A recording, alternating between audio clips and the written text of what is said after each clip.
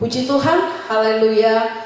Bertemu kembali dalam ibadah kita pada saat sore hari ini. Mari kita siapkan hati kita. Kita mau beribadah memuliakan Tuhan. Bapa di surga, Bapa dalam nama Tuhan Yesus, kami mengucap syukur, berterima kasih untuk anugerah Tuhan, untuk kesetiaan, kasih karunia Tuhan dalam kehidupan kami. Hari ini Tuhan, kami kembali boleh ada dalam hadirat-Mu. Kami rindu mempersembahkan pujian, syukur kami kepadamu, karena begitu baik Tuhan dalam hidup kami, yang sudah menuntun kami, yang sudah memimpin kami, yang sudah melindungi bahkan memberkati kami. Kami siapkan hati kami, seluruh hidup kami siap untuk memuji memuliakan Tuhan. Berkati ibadah kami, berkati semua anak-anak-Mu dalam nama Tuhan Yesus. Haleluya, amin. Puji Tuhan. Kita bersyukur karena Dia Allah yang begitu baik dalam hidup kita. Saat ku masuk ke hadirat-Mu Tuhan, kita dapat melihat kemuliaan Tuhan. Haleluya. Terima kasih Tuhan. Saat ku masuk ke hadirat-Mu, bawa persembahan ke tempat kudus-Mu. Pujian ku naikkan, sembah ku berikan bagi-Mu Allah yang mulia. Kau layak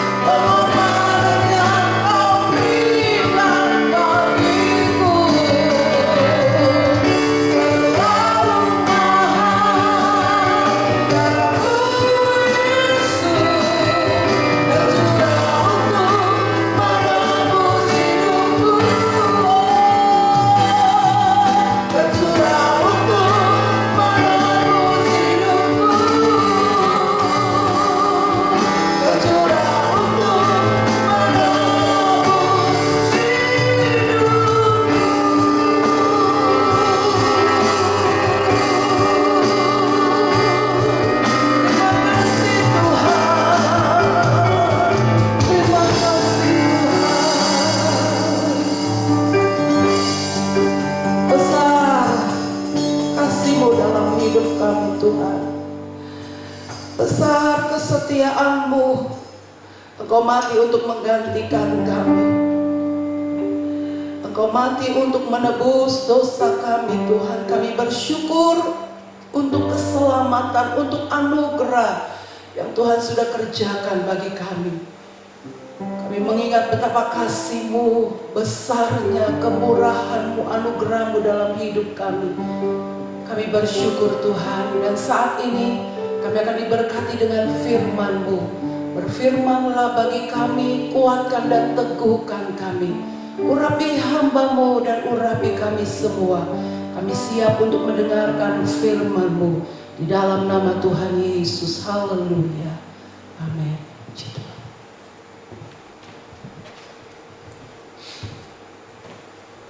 Baik Bapak Ibu, mari kita langsung masuk dalam pemberitaan firman Tuhan. Saya mengajak saudara melihat satu ayat yang cukup sering kita dengar. Dan pada saat ini saya ingin untuk kita kembali memperhatikan kebenaran firman Tuhan ini. Dalam kitab Yesaya pasalnya yang ke-49. Kitab Yesaya pasal yang ke-49 ayatnya yang ke-16. Yesaya pasal yang ke-49 ayat yang ke-16, firman Tuhan berkata demikian. Lihat, aku telah melukiskan engkau di telapak tanganku. Tembok-tembokmu tetap di ruang mataku. Kalau kita melihat di dalam pasal yang pertama, saudara-saudara, ayat yang pertama, maka kita tahu bahwa Nabi Yesaya adalah seorang nabi yang melayani cukup lama. Ada 4 raja waktu itu di Yehuda menjadi raja, mulai dari Raja Uzia, Yotam, kemudian Raja Ahaz dan Raja Hizkia. Maka Yesaya ini menjadi penyambung lidah Allah untuk memberikan peringatan, pengajaran kepada orang-orang Yehuda. Dan para penafsir perjanjian lama khususnya saudara-saudara membagi kitab Yesaya ini dalam 2 bagian besar. Pasal pertama sampai pasal yang ke-39 itu adalah peringatan-peringatan daripada Nabi Yesaya kepada orang-orang Yehuda. Karena pada waktu itu bangsa ini jatuh ke dalam penyembahan berhala. Kemudian juga saudaraku bisa melihat peringatan-peringatan Nabi Yesaya kepada bangsa ini juga adalah karena bangsa ini melakukan ketidakadilan. Kemudian juga ada kebejatan-kebejatan moral yang dilakukan oleh pemimpin-pemimpin, bahkan pemimpin-pemimpin rohani pada waktu itu. Dan puncak daripada peringatan itu kita semua tahu saudara-saudaraku adalah ketika bangsa ini harus dibuang selama kurang lebih 70 tahun di Babel. Tetapi saudara-saudaraku, mulai dari ayatnya yang ke-40 sampai ayatnya yang ke-66, kalau kita perhatikan, ini bagian kedua daripada kitab Yesaya. Ini berisi tentang nubuatan-nubuatan tentang kebesaran Allah, kemudian juga kemegahan rencana dan penebusannya. Dan di dalam ayat-ayat yang kita baca tadi, saudara-saudaraku, sebenarnya di situ adalah berita tentang penebusan Tuhan, berita tentang kasih Tuhan, berita tentang bahwa Allah sangat mengingat bangsa ini. Walaupun mereka mengalami penawanan selama 70 tahun dan mereka ada di negeri orang, saudara-saudara, tetapi sebenarnya bangsa ini tetap ada di dalam rencana Tuhan. Bangsa ini tetap ada di dalam hati Tuhan. Dalam pasal yang ke-8 misalnya, coba kita mundur sedikit saudara-saudara. Ya, tetapi saudara nanti kita akan kembali kepada pasal yang ke-49. Yesaya pasal yang ke-8 ayat 23, di situ sebenarnya juga ada berisi tentang berita penghiburan, berita tentang kasih Tuhan kepada bangsa ini. Yesaya 8 ayat 23, Bapak Ibu perhatikan, saya baca. Di sini Lembaga Alkitab Indonesia memberi judul kecil sebagai judul perikopnya tentang kelahiran Raja Damai. Ya, kita sudah masuk bulan Desember, saudara-saudara. Kita sudah mulai dalam mendengar atau ada beberapa daerah yang sudah melakukan perayaan-perayaan Natal. Nah, di dalam ayat 23, tetapi tidak selamanya akan ada kesuraman untuk negeri yang terimpit itu.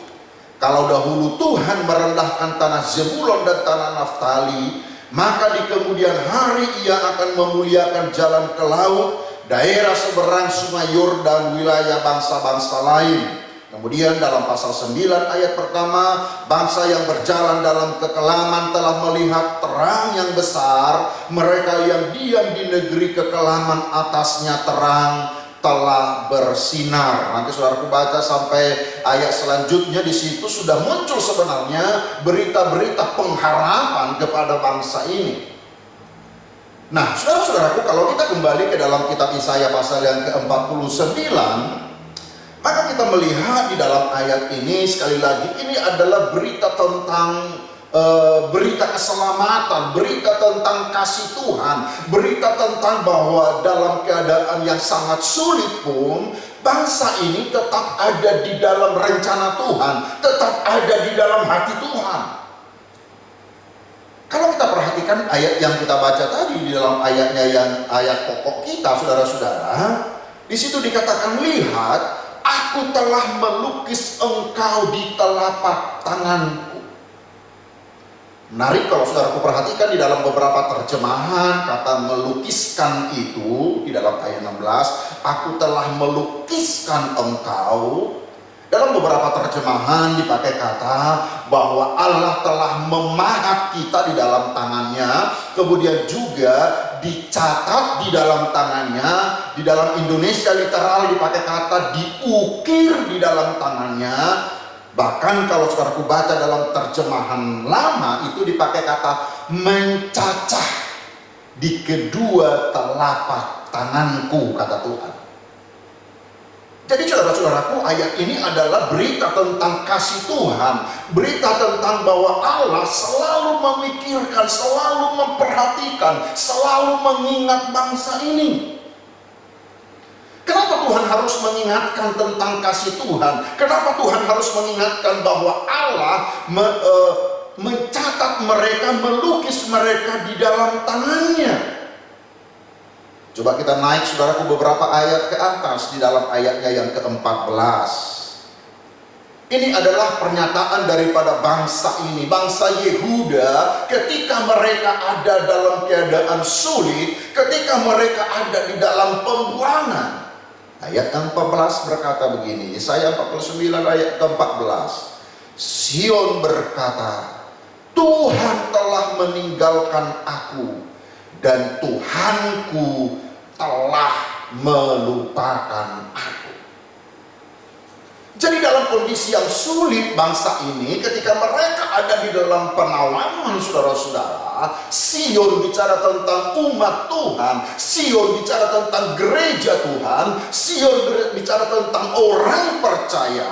Apa yang mereka katakan pada waktu itu? Mereka berkata, Tuhan telah meninggalkan aku, Tuhan telah melupakan aku.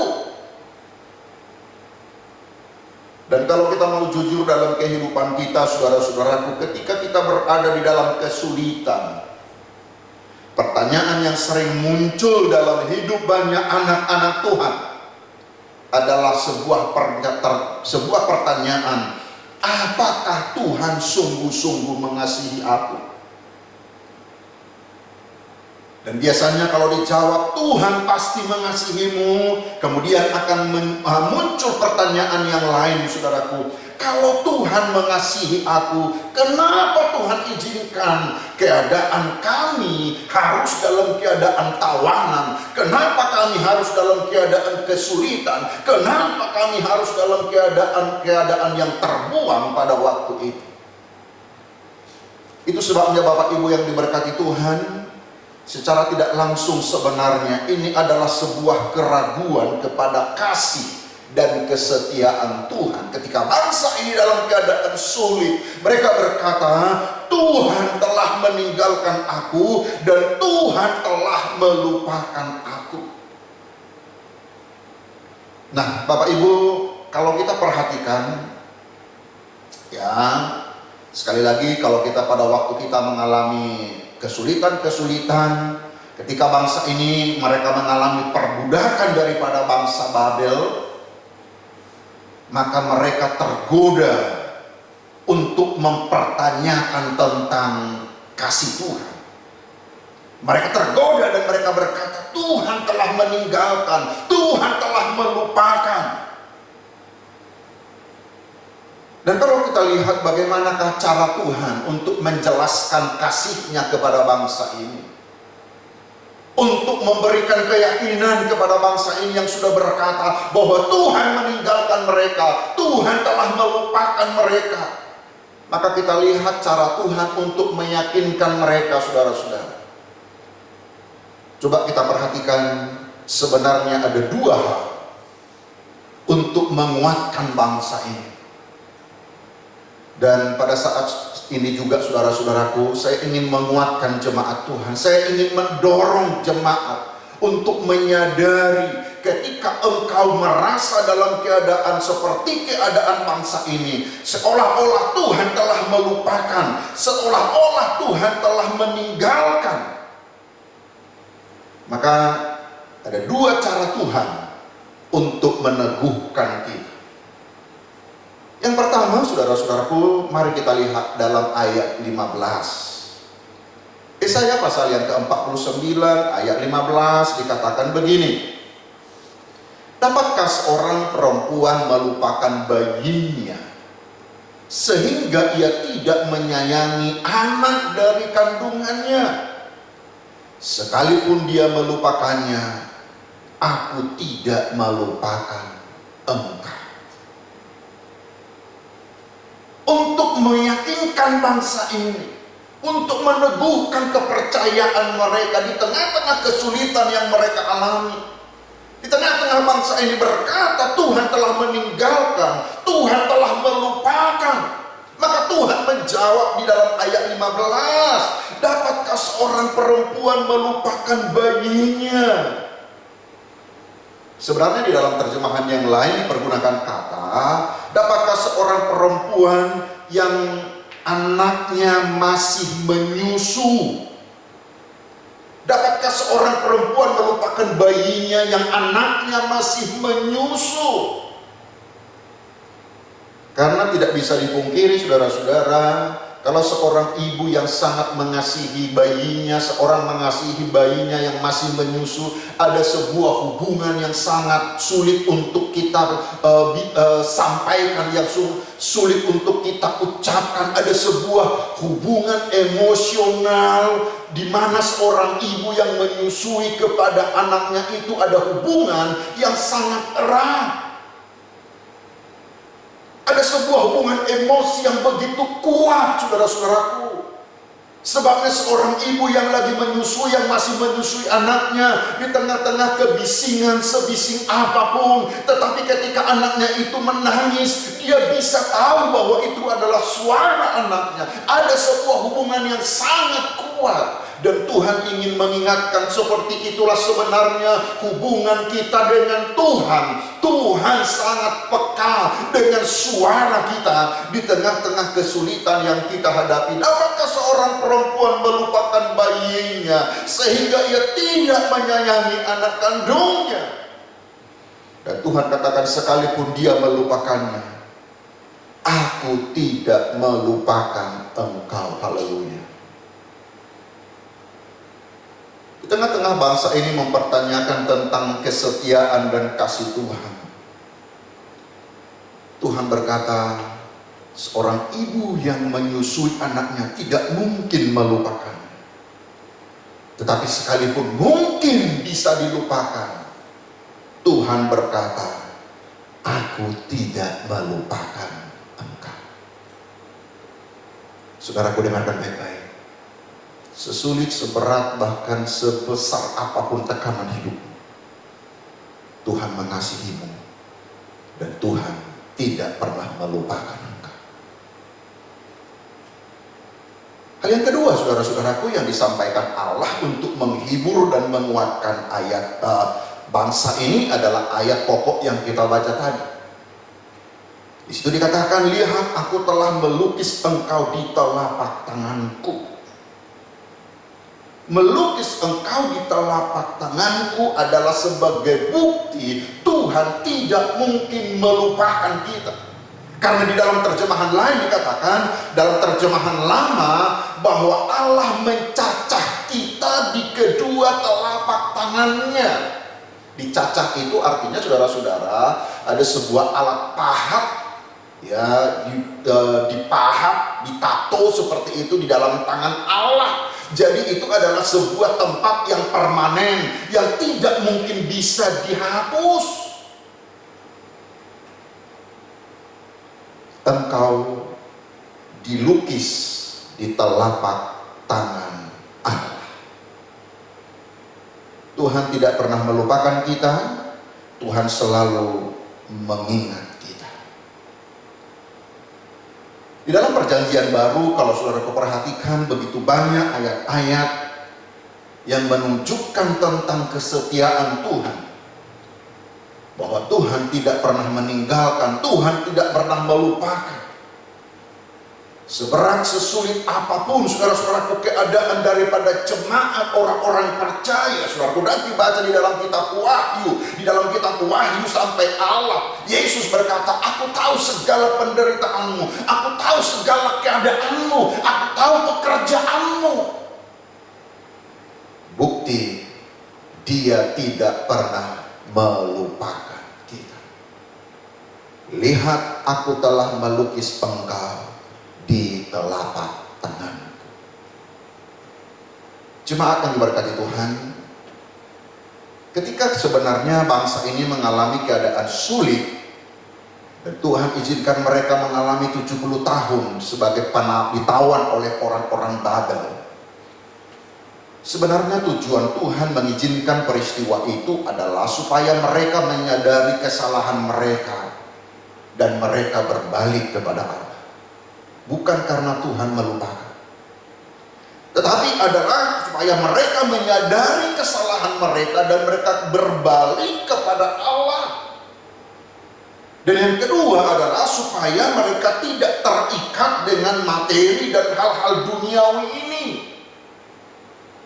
Supaya mereka tidak terikat dengan hal-hal materi, dengan hal-hal keduniawian.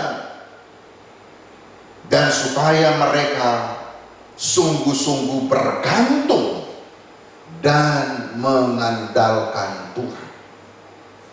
Bukan karena Tuhan melupakan, bukan karena Tuhan tidak mengingat mereka, tetapi bangsa ini dididik, saya dan saudara dilatih Tuhan, supaya kita senantiasa menyadari dan bergantung hanya kepada Tuhan. Hari ini kita akan masuk dalam perjamuan kudus. Ini juga adalah bagian daripada kasih Tuhan. Ia telah memberikan segala-galanya untuk saya dan saudara. Bahkan hidupnya sendiri Ia sudah serahkan. Ia mati menebus dosa saya dan saudara, supaya kita menjadi anak-anak yang Dia kasihi, dan supaya kita selalu bisa dekat dengan Dia. Persiapkan hatimu, kita akan masuk dalam perjamuan kudus. Kita angkat sebuah pujian, sungguh besar setiamu, nyata di dalam hidupku. Haleluya. Terima kasih Tuhan.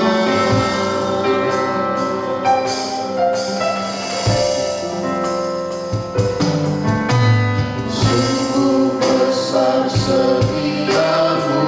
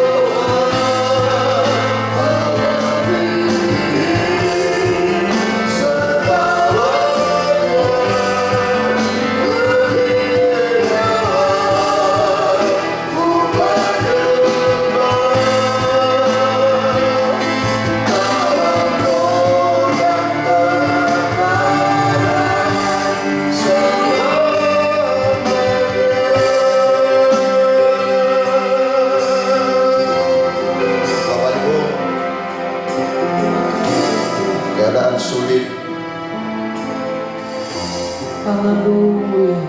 Seringkali mendorong kita untuk berkata bahwa Tuhan telah melupakan kita.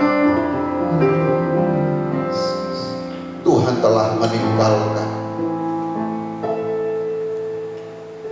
Tetapi pada saat ini Tuhan menjawab kita dengan dua ilustrasi, dengan dua pernyataan. Dapatkah seorang ibu melupakan bayinya yang masih disusuinya? Tuhan berkata, sekalipun dia melupakannya, namun aku tidak melupakan engkau. Kemudian yang kedua adalah untuk meyakinkan dan menghibur, menguatkan kita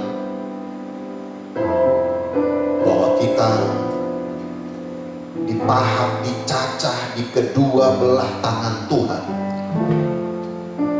Artinya dia tidak pernah melupakan kita. Secara permanen engkau ada di dalam tangan Tuhan yang tidak pernah akan dihapus. Bahkan lewat perjamuan kudus ini juga akan mengingatkan engkau bahwa engkau sangat dikasihi oleh Tuhan. Amen. Dosa memisahkan kita dari Tuhan, tetapi kasih menarik kita kepadanya. Lewat kematian Kristus kita diperdamaikan dengan Tuhan. Berkati perjamuan kudus ini Tuhan, biar kami terus menyadari bahwa engkau tidak pernah meninggalkan kami. Engkau selalu mengingatkan. Kuduskan, layakkan kami. Mari Bapak Ibu kita ambil roti kita dan dengarkan firman Tuhan. Sebab apa yang telah kuteruskan kepadamu telah aku terima dari Tuhan, yaitu bahwa Tuhan Yesus pada malam waktu ia diserahkan mengambil roti, dan sesudah itu ia mengucap syukur atasnya, ia memecah-mecahkannya dan berkata, inilah tubuhku yang diserahkan bagi kamu, perbuatlah ini menjadi peringatan akan aku. Kita makan bersama-sama dalam nama Yesus.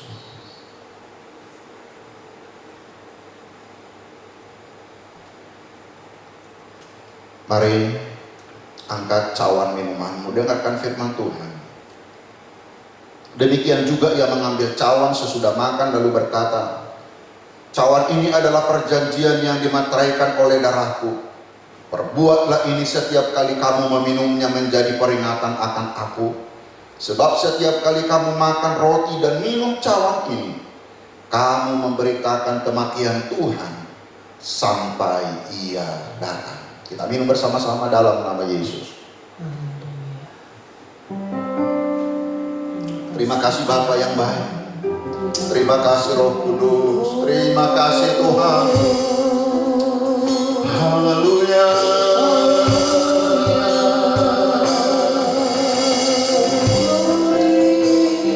Terima kasih Tuhan. Terima kasih Bapa yang baik. Terima kasih Tuhan. Bapak berdoa biar kami tetap dikuatkan, dihiburkan oleh kebenaran firman-Mu ini. Kami terus menyadari bahwa kami adalah orang-orang yang Engkau kasihi Tuhan.